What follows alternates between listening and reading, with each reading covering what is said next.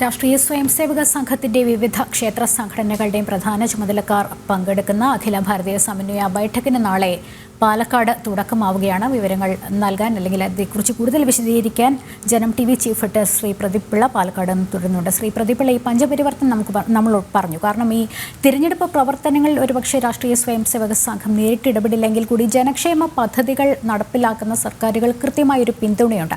കൂടാതെ തന്നെ ഈ പഞ്ചപരിവർത്തനെക്കുറിച്ച് വിശദീകരിക്കുമ്പോൾ അത്രത്തോളം രാജ്യത്തെ ബാധിക്കുന്ന അല്ലെങ്കിൽ രാജ്യത്തെ ക്ഷേമ പ്രവർത്തനങ്ങൾക്ക് കൂടുതൽ ഊന്നൽ നൽകാൻ ഉതകുന്നതാണ് ഈ പഞ്ചപരിവർത്തൻ എന്ന് നമുക്ക് മനസ്സിലാകുന്ന 5 വിഷയങ്ങളെ കുറിച്ച് താങ്കൾ കൂടുതൽ വിശദീകരിച്ചപ്പോൾ, മാത്രമല്ല സുനിൽ അംബേദ്കർ അതിനെക്കുറിച്ച് കൃത്യമായി പറഞ്ഞപ്പോൾ.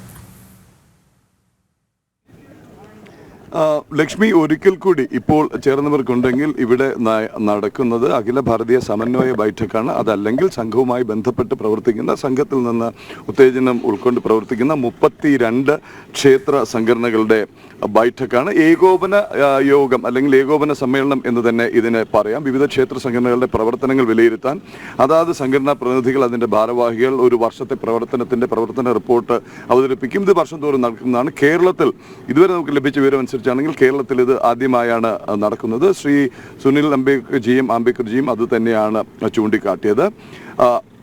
അതിൻ്റെ ഭാഗമായി നടക്കുക ഈ 32 ക്ഷേത്ര സംഘടനകളുടെയും പ്രതിനിധികൾ, ഇതിൻ്റെ ഭാരവാഹികൾ പ്രവർത്തന റിപ്പോർട്ട് അവതരിപ്പിക്കുകയും തുടർന്ന് ഇനിയുള്ള ഒരു വർഷം എന്തുതരം പ്രവർത്തനത്തിൽ ഏർപ്പെടണം, അതിനുള്ള ഫോക്കസ് എന്താണ്, എന്തിലൊക്കെ ശ്രദ്ധിക്കണം എന്നുള്ള കാര്യങ്ങളിലേക്ക് കടക്കും.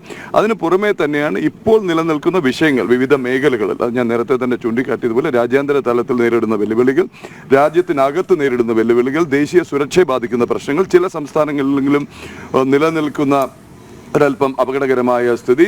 തീർച്ചയായിട്ടും അതിൻ്റെ വളരെ സ്പെസിഫിക്കായി ഒരു വിഷയത്തിലേക്കും അദ്ദേഹം കടന്നില്ല. ബംഗ്ലാദേശ് ചർച്ചയാകുമോ, അല്ലെങ്കിൽ ബംഗ്ലാദേശിലെ ഹിന്ദുക്കൾക്ക് നേരെ നടക്കുന്ന ആക്രമണമൊക്കെ ചർച്ചയാകുമോ എന്ന് ചോദിച്ചപ്പോൾ അദ്ദേഹം പൊതുവെയാണ് മറുപടി പറഞ്ഞത്, എല്ലാ വിഷയങ്ങളും ചർച്ചയാകുമെന്നുള്ളത്. അതിനപ്പുറം എന്ത് ചർച്ച ചെയ്തു, എങ്ങനെ ചർച്ച ചെയ്തു, അതിലെന്ത് തീരുമാനമെടുത്തു, അതല്ലെങ്കിൽ എന്തായിരിക്കും തുടർ നടപടി എന്നുള്ളതിലേക്ക് കടക്കുക, അതല്ലെങ്കിൽ അതേക്കുറിച്ചൊരു പ്രതികരണം ഔദ്യോഗികമായി ഉണ്ടാവുക സെപ്റ്റംബർ 2-ന് ഏതാണ്ട് ഇതേ സമയം 12:45-ന് നടക്കുന്ന ബൈഠക്കിന് ശേഷം നടക്കുന്ന വാർത്താ സമ്മേളനത്തിലായിരിക്കും. അതിൽ ഈ പ്രജാപ്രമുഖിന് പുറമെ ഒരു അധികാരി കൂടി ഉണ്ടാവും, ഒരു ഭാരവാഹി കൂടി ഉണ്ടാവും.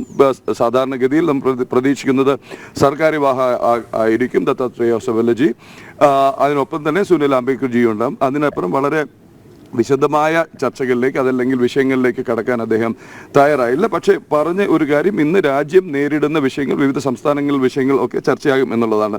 ഇനി ഇക്കാര്യത്തെക്കുറിച്ച് അറിയാത്തവർക്കായി പറയുന്നു, അഖില ഭാരതീയ പ്രതിനിധി സഭയാണ് എല്ലാ വർഷവും നടക്കുന്ന ഏറ്റവും പ്രധാനപ്പെട്ട 3-4 ബൈഠക്കുകളാണ് ദേശീയ തലത്തിൽ RSS രാഷ്ട്രീയ സ്വയംസേവക സംഘം നടത്തുന്നത്. അതിൽ അഖില ഭാരതീയ പ്രതിനിധി സഭ എല്ലാ വർഷവും മാർച്ച് മാസത്തിൽ നടക്കുന്നു.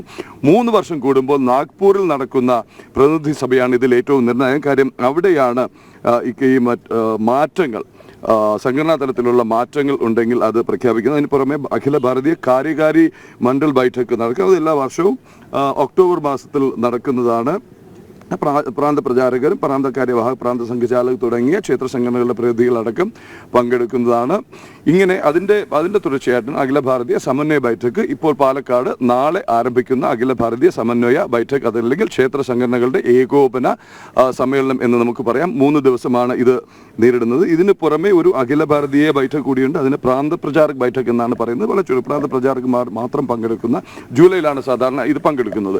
ഇനി ഇവിടുത്തെ ഈ ബൈഠക്ക് ഒരു പക്ഷേ അന്തിമ രൂപം നൽകാൻ ശ്രമിക്കുന്നത് 100 വർഷത്തെ ആഘോഷമാണ്. 2025-ലെ വിജയദശമി ദിനത്തിൽ ആരംഭിക്കുന്ന 2026 വിജയദശമി വരെ നീണ്ടു നിൽക്കുന്ന ഒരു വർഷത്തെ ശതാബ്ദി ആഘോഷത്തിൻ്റെ ഒരു പക്ഷേ അജണ്ടയും പദ്ധതികളും അതിൽ ഇതിനകം തന്നെ ചൂണ്ടിക്കാട്ടിയത് പഞ്ചപരിവർത്തൻ എന്നുള്ളതാണ്. വിവിധ മേഖലകളിൽ വരുത്തേണ്ട മാറ്റങ്ങൾ, അതായത് സാമൂഹിക സൗഹാർദ്ദം വേണം, അതുപോലെ തന്നെ കുടുംബ ബന്ധങ്ങളുടെ പ്രശ്നം, കുടുംബ പ്രബോധൻ, പരിസ്ഥിതിയുമായിട്ട് ബന്ധപ്പെട്ട വിഷയങ്ങൾ, അതിലൊക്കെ പ്രധാന സെൽഫ്ഹുഡ് എന്നുള്ളൊരു ഒരു കാര്യം വളരെ കൃത്യമായി എടുത്തു പറഞ്ഞു. അതായത് സ്വയം പര്യാപ്തത മാത്രമല്ല അതുകൊണ്ട് ഉദ്ദേശിക്കുന്നത് നമ്മുടെ സ്വത്വത്തെ കണ്ടെത്തുക എന്നുള്ളതാണ്. സ്വാതന്ത്ര്യം ലഭിച്ചു എന്നുള്ള ഒരു ആഘോഷം എല്ലാ വർഷവും നടക്കുമ്പോൾ പോലും ഈ കോളനി വാഴ്ച അതല്ലെങ്കിൽ അടിമത്തം വിവിധ മേഖലകളിൽ തുടരുന്നു. അത് സാംസ്കാരികമാകട്ടെ, വിദ്യാഭ്യാസപരമാവട്ടെ, നീതിന്യായ വ്യവസ്ഥയിലാകട്ടെ. അക്കാര്യത്തിലാണ് ഈ അടുത്ത കാലത്ത് ഒരു നിയമ ഭേദഗതി വന്നതും ഭാരതീയമായ നീതിന്യായ വ്യവസ്ഥിതി കൊണ്ടുവന്നതും.